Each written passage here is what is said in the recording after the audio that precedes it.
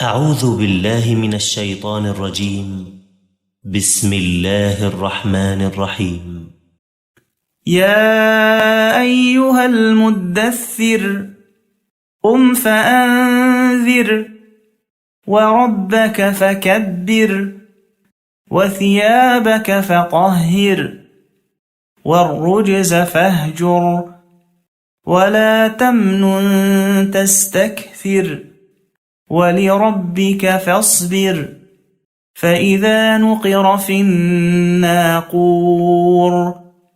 فذلك يومئذ يوم عسير على الكافرين غير يسير ذرني ومن خلقت وحيدا وجعلت له مالا ممدودا وبنين شهودا ومهدت له تمهيدا ثم يطمع أن أزيد كلا إنه كان لآياتنا عنيدا سأرهقه صعودا إنه فكر وقدر فقتل كيف قدر ثم قتل كيف قدر ثم نظر ثم عبس وبسر ثم أدبر واستكبر فقال إن هذا إلا سحر يؤثر إن هذا إلا قول البشر سأصليه سقر وما أدراك ما سقر لا تبقي ولا تذر لواحة للبشر عليها 19 وما جعلنا أصحاب النار إلا ملائكة وما جعلنا عدتهم إلا فتنة للذين كفروا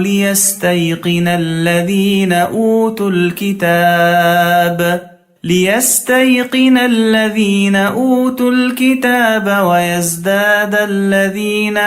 آمنوا إيمانا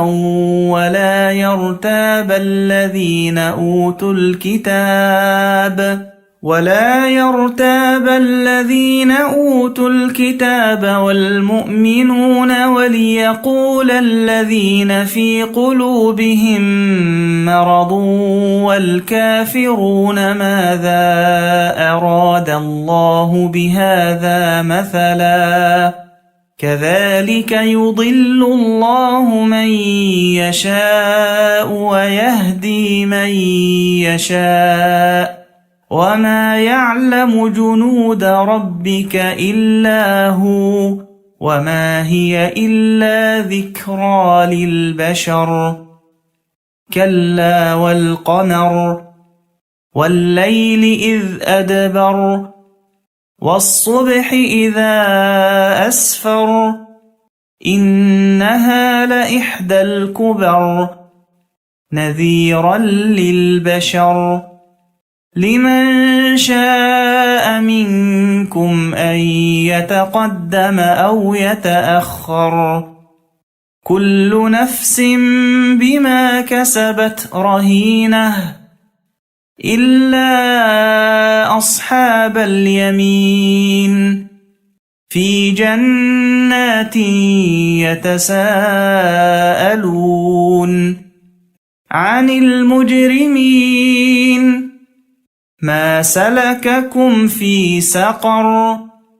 قالوا لم نك من المصلين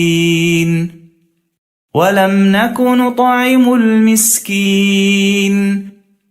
وكنا نخوض مع الخائضين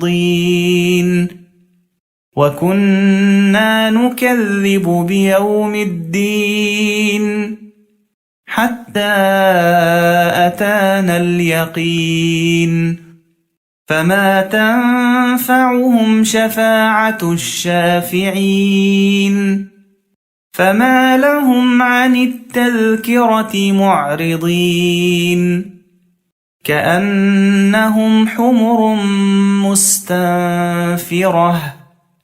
فرت من قسورة بل يريد كل امرئ منهم أن يؤتى صحفا منشرة كلا بل لا يخافون الآخرة كلا إنه تذكرة فمن شاء ذكره وما يذكرون إلا أن يشاء الله هو أهل التقوى وأهل المغفرة